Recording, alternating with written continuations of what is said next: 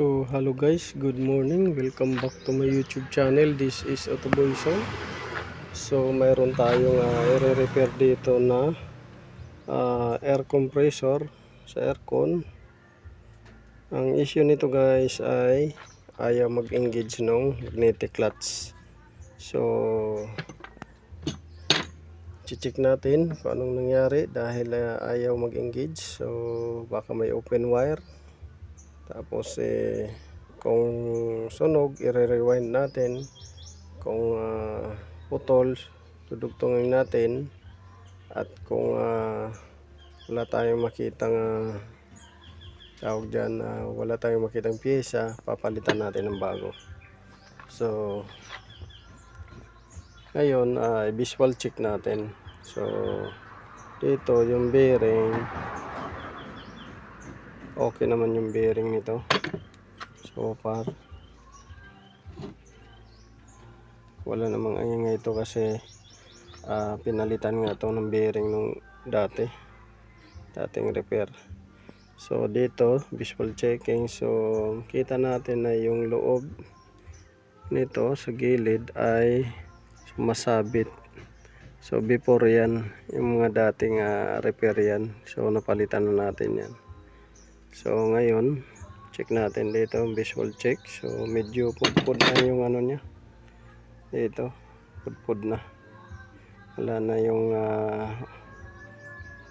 lining niya na nakaumbok. So pudpud na siya, ano, pudpud na. So wala na siyang lining nung nakaumbok na lining. Yan, pudpud na. Dito naman sa clutch plate, ganun rin. So wala na siyang nakaumbok. Ano, wala nang nakaumbok. Tapos dito wala na rin. So flat na siya. Dito flat na rin. So ngayon dito naman tayo sa magnetic coil. So tatanggalin natin ito para ma-check natin kung may putol ba, bakit ayaw mag-engage nung magnetic clutch. So yun yung ano natin, goal dito. Tapos itatry natin repairin kung mare-repair pa, kung hindi papalitan na. So dito may issue kagad siya, flat na, wala na yung lining nya na nakambok. Tapos dito rin clutch plate, wala na rin.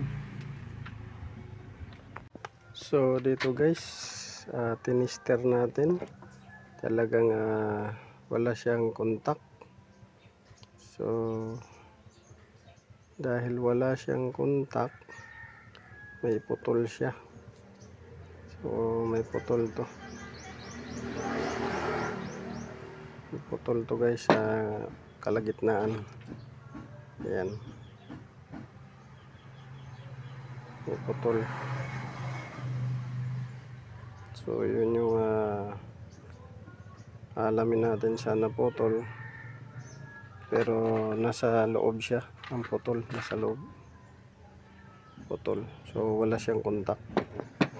So ating re-repairin yan guys, re-repairin natin para katipid sa customer.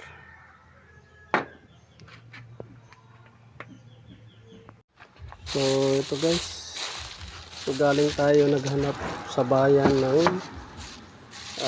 magnetic copper wire, pero wala tayong mahanap.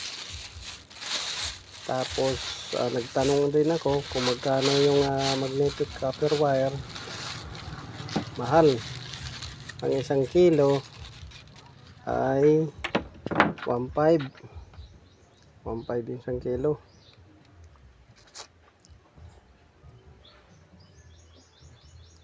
So yun yung ano natin, wala tayong mahanap na magnetic copper wire.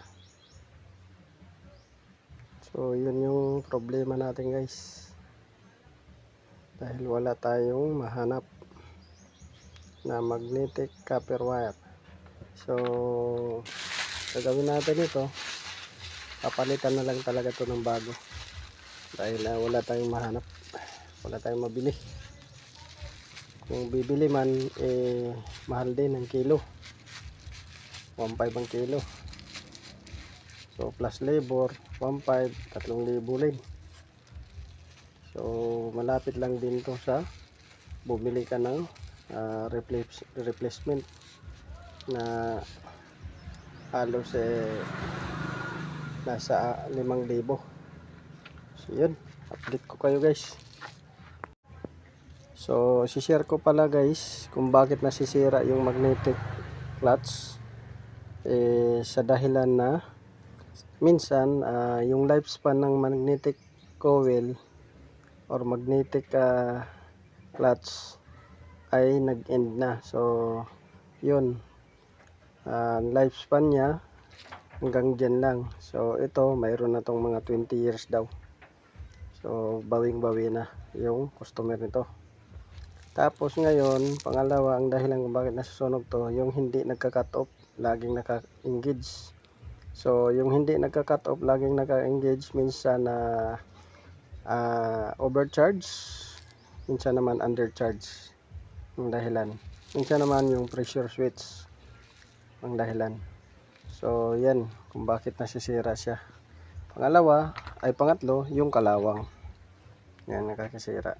So yan lang guys, update ko kayo pagka nabilhan na natin. Ito guys, magtatanggal tayo ng compressor dahil i-rewind natin yung magnetic clutch coil. So ito, Suzuki Vitara. So natanggalin natin yung belt. Sunod, tanggalin natin yung hose, ito nakaharang dyan. Tapos yung electrical wiring ng compressor. So sunod natin itong hose, ito, tsaka yung hose doon, high side tsaka low side, para matanggal yung compressor. So medyo may kasikipan to. So ang issue pala nito guys ay ayaw mag-engage yung magnetic clutch coil. Nilagyan na natin ng freon, chinek, okay naman, wala po namang leak na nakita so far. So tanggalin lang natin yung check natin yung compressor clutch.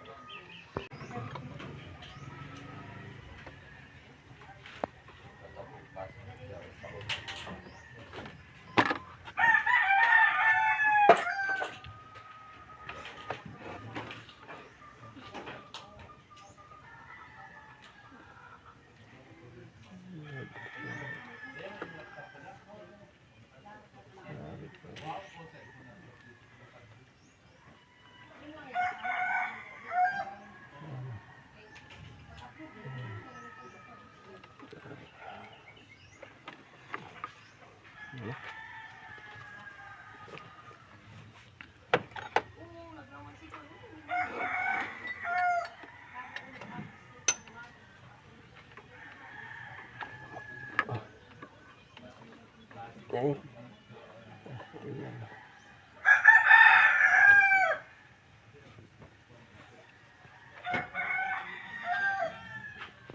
So ayan guys, natanggal na natin. So naalis na natin yung compressor.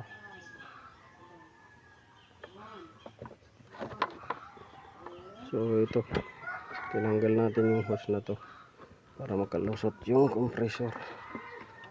So tapos ito, high side tsaka dito low side,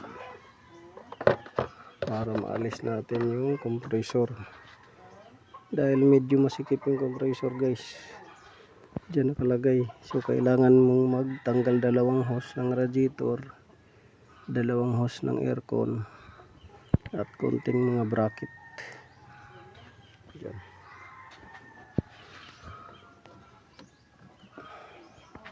So, tapos na tayo pagtanggal. So, pakita ko sa inyo yung compressor na ating tinanggal.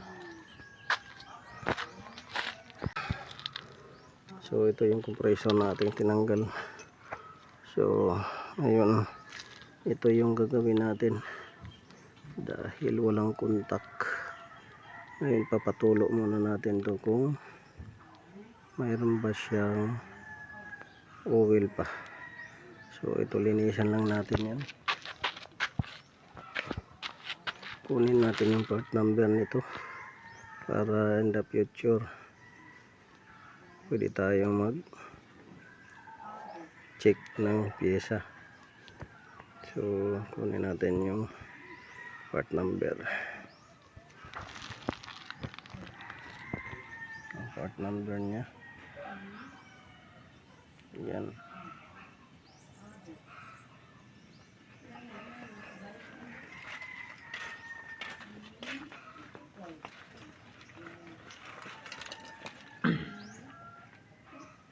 Natin ang black oil ba kauna?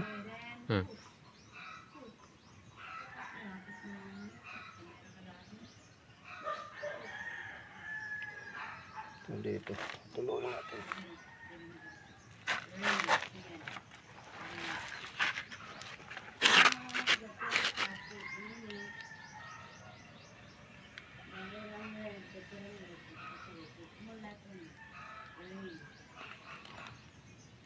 So, hindi man siya black oil, pero yung oil niya kakaiba na, contaminated na.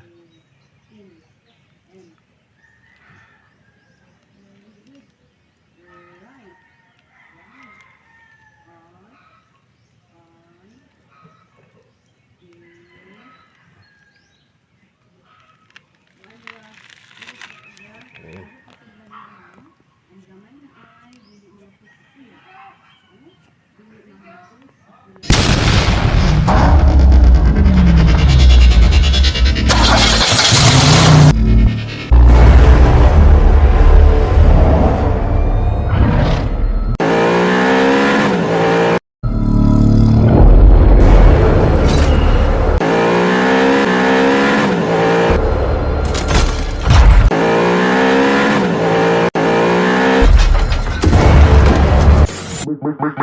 Make